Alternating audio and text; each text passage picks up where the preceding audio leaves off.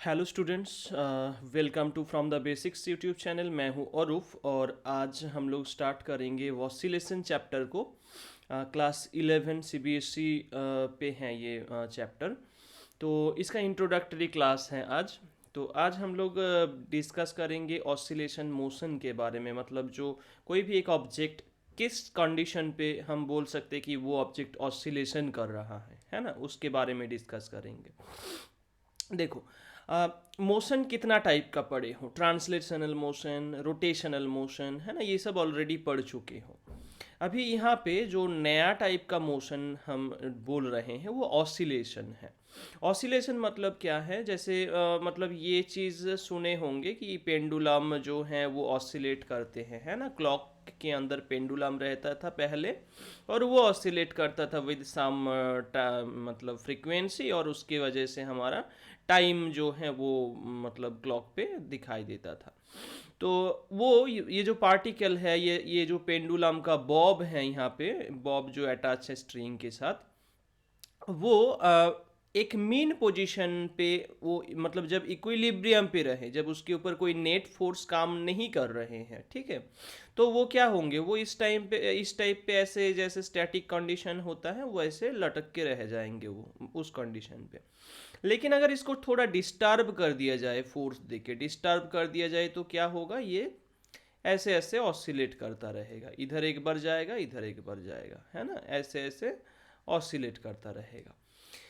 ये जो बॉब है, ये बॉब लेफ्ट मतलब मीन पोजीशन के रेस्पेक्ट पे लेफ्ट राइट मतलब टू एंड फ्रो मोशन अगर परफॉर्म करे, टू एंड फ्रो मोशन अगर परफॉर्म करे, तो उसको हम क्या कहते हैं कि वो ऑसिलेट कर रहा है।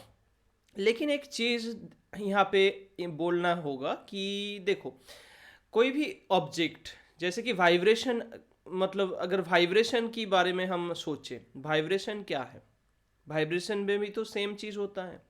एक एक या मल्टीपल पार्टिकल्स एक मेन पोजीशन के रेस्पेक्ट पे वाइब्रेट करता है ना। तो what is the difference, what is the key difference between the oscillation and vibration, क्या डिफरेंस है दोनों के बीच में? तो एक ही डिफरेंस है कि इसमें जो ये टू एंड फ्रो मोशन हो रहा है ऑसिलेशन पे, वो धीरे धीरे हो रहा है, उसका फ्रीक्वेंसी इतना ज़्यादा नहीं है, वो धीरे धीरे धीरे धीरे हो रहा है, ठीक है। हो सकता है कि 1 मिनट में 5 बार, 10 बार, 15 बार, बस ठीक है, इतना बार हुआ। लेकिन वहाँ पे वाइब्रेशन क्या होता है, वो 1 सेकेंड में ही बहुत सारा बार कर लेते हैं वाइब्रेशन। तो vibration and oscillation concept same है दोनों का, बस एक ही की डिफरेंस है दोनों के बीच में। वाइब्रेशन पे क्या होता है ना, उसमें बहुत रैपिड प्रोसेस है वो, ठीक है, उसमें टेम्परेचर का डिफरेंस चेंज हो जाता है। लेकिन ऑसिलेशन ऐसा एक प्रोसेस है जिसको हम मतलब, क्योंकि थर्मोडाइनमिक्स पढ़े हुए हैं ऑलरेडी, तो हम बोल सकते हैं कि वो आइसोथर्मली होता है, बहुत स्लोली स्लोली होता है। तो उसमें टेम्परेचर लॉस नहीं होता, उसमें आइसोथर्मली पूरा चीज़ होता है, टेम्परेचर फॉल या राइज नहीं होता, मतलब हीट लॉस नहीं होता उसमें, ऐसे मान के हम करते हैं। तो ऑसिलेशन जो है वो एक टाइप का पीरियोडिक मोशन है। देखो, मोशन हम क्या किस टाइप का पढ़े हैं, फर्स्ट तो ट्रांसलेशनल, ठीक है, ट्रांसलेशनल पढ़े हो। दूसरा रोटेशनल पढ़े हो, ठीक है, रोटेशनल मोशन। तीसरा क्या है, periodic motion, periodic motion. Periodic motion होता क्या है, तो पीरियोडिक मोशन बहुत सारे टाइप का हो सकता है, ठीक है। जैसे कि एग्जांपल, मान लो एक ग्राउंड है, ठीक है, एक ऐसे रेक्टेंगुलर शेप का ही मैं ग्राउंड ले रहा हूँ, ठीक है, रेक्टेंगुलर शेप का ग्राउंड। एक लड़का, एक स्टूडेंट क्या किया, मान लो इस साइड से चक्कर काटना स्टार्ट किया, ठीक है, इस साइड से ये दौड़ना स्टार्ट किए हैं, और 2 मिनट के बाद यहाँ पे आके फिर से रिटर्न किया, मतलब फिर से आ गया, फिर से ये चक्कर लगा रहे हैं, फिर से 2 मिनट के बाद इस जगह पे आ गया वापस। तो कॉन्टिन्यूसली एक कांस्टेंट टाइम इंटरवल के बाद बाद, जैसे यहाँ पे 2 मिनट था, तो 2 मिनट के बाद बाद क्या हो रहा है, वो प्रोसेस को कंटिन्यू कर रहा है। तो उस टाइप का मोशन को हम पीरियोडिक मोशन बोलते हैं। और एग्जाम्पल क्या हो सकता है, जैसे सर्कुलर पाथ पे, या एक फैन मान लो, एक फैन, फैन का जो ब्लेड है, मान लो ये फैन है, इसका मैं छोटा छोटा ब्लेड मान रहा हूँ, मान लो ये तीन ब्लेड है ऐसे, फैन घूमेंगे इस तरीके से, ठीक है, सीलिंग फैन घूमेंगे मान लो।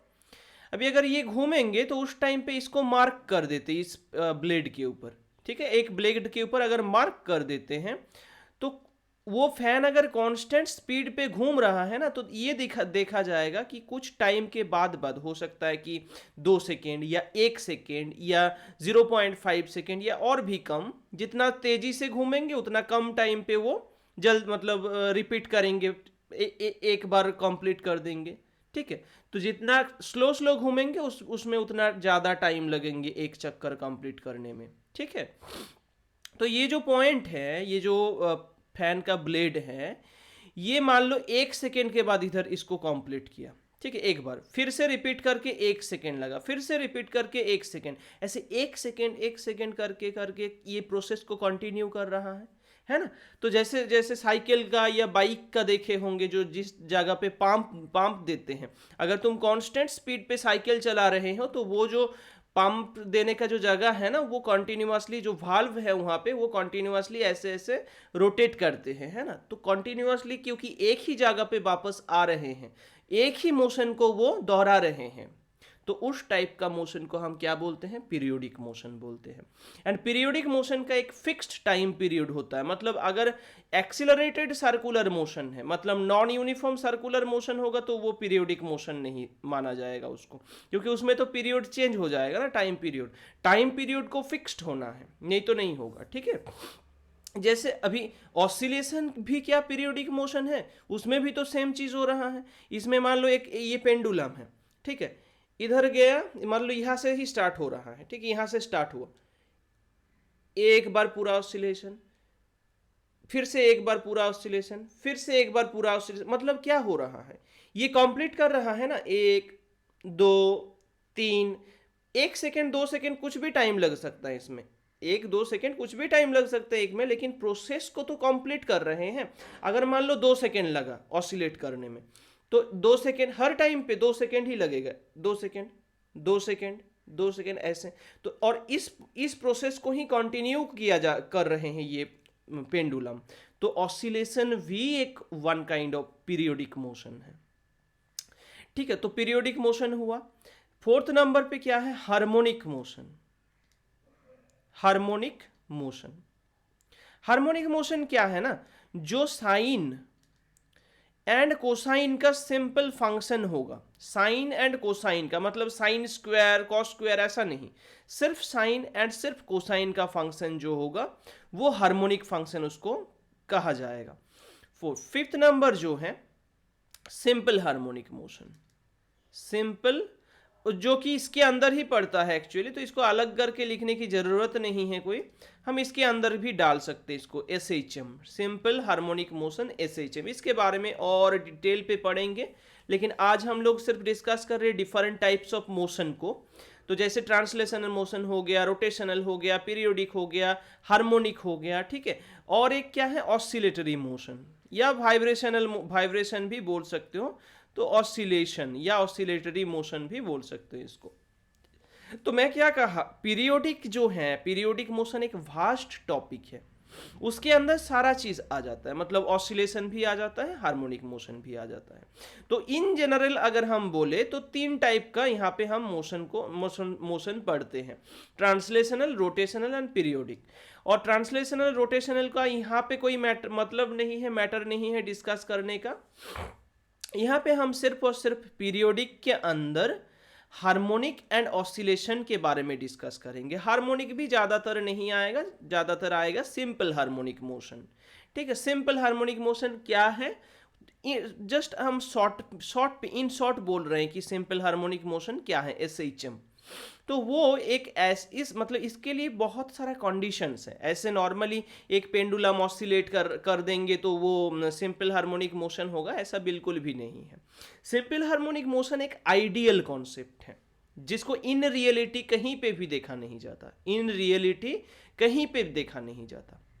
बट फिर भी हम close to simple harmonic motion बोल सकते हैं। जैसे कभी कभी मतलब नाइट्रोजन ऑक्सीजन गैस को मतलब उसका प्रॉपर्टी को समझने के लिए हम P V equals to N R T, P V equals to R T, ideal gas equation को भी कभी कभी यूज कर देते हैं, है ना, कभी कभी यूज कर देते हैं। तो सेम टाइप का एस एच एम जब हम बोलेंगे तो वो और मतलब actually S H M motion नहीं है, लेकिन close to S H M motion करके हम उसको उसमें फॉर्मूला यूज करते हैं। तो आइडियली मतलब किस किस कंडीशन पे एक ऑसिलेशन जो है वो एस एच एम होगा वो समझते हैं। देखो, तो first of all S H M होने के लिए जो मान लो पेंडुलम का ही अगर हम बात करें, तो ये जो ऑसिलेशन हो रहा है इसके साथ परपेंडिकुलर के साथ जो एंगल बना रहे हैं वर्टिकल के साथ, वो एंगल जो है वो बहुत छोटा होना चाहिए, थीटा को बहुत छोटा होना चाहिए। कितना छोटा? तो अप्रोक्सीमेटली 4 डिग्री के आसपास। 4 डिग्री से कम होगा तो बहुत बेहतर है, बहुत अच्छा है, लेकिन 4 डिग्री तक हम कर देते हैं इसमें, ठीक है, मान लेते हैं कि एस एच एम चल रहा है। सेकेंड क्या है, ये कभी रोकेगा नहीं, इट विल नेवर स्टॉप, ठीक है, S H M motion it will never stop, कभी ये रोकेगा नहीं, नेवर स्टॉप। क्यों? क्योंकि इसका ऐसे ही प्रॉपर्टी है, तो नॉर्मली तो रुक जाता है, एक पेंडुलम को ऑसिलेट कर देते हैं तो रुक जाता है, तो क्या वो ऐसे ही चेमन है? नहीं। लेकिन फिर भी अगर मान लो एक बार तुम ऐसे ऑसिलेट करके छोड़ देते हो, तो एक बार में वो 100-200 बार अगर ऑसिलेट कर लिया तो मान लेंगे कि ठीक है, ज़्यादा टाइम तक मतलब ऑलमोस्ट मतलब पूरा ही ऑसिलेशन कंप्लीट किया तो उसको ऑलमोस्ट एस एच एम मान के हम चलते हैं। लेकिन फिर भी वो एस एच एम नहीं है, उसमें एयर ड्रैग आ जाएगा, फ्रिक्शन आ जाएगा एयर की वजह से। ऊपर जो ये होता है हिंज होता है, जिस पोजीशन से वो लटका हुआ सस्पेंडेड होता है, उस जगह पे कोई फ्रिक्शन, ऐसे मान लो ऐसे घूमेंगे तो इस जगह पे फ्रिक्शन आएगा ना, तो इस जगह पे फ्रिक्शन की वजह से प्रॉब्लम होगा, या फिर इसमें फ्रिक्शन की वजह से हीट भी प्रोड्यूस हो सकता है। अगर बहुत बड़ा सा तुम पेंडुलम या बॉब यूज करते हो तो इसमें ये जो टेंशन है, फोर्स देके ऐसे खींच रहे हैं ना, ऐसे ऑसिलेट कर रहा है, तो यहाँ पे हीट प्रोड्यूस हो जाता है, हीट प्रोड्यूस होता है, हो सकता है साउंड प्रोड्यूस हो सकता है, इसके वजह से क्या होगा ना, लॉस हो जाएगा एनर्जीज का। तो ये बेसिकली सिंपल हार्मोनिक मोशन उस टाइम पे कहा नहीं जाएगा। तो no air drag, no air drag, no air drag, और नो लॉस ऑफ एनर्जी होना चाहिए, नो लॉस ऑफ एनर्जी होना चाहिए, कोई भी इसमें एनर्जी लॉस नहीं होना चाहिए जब ऑसिलेट करेंगे, ठीक है।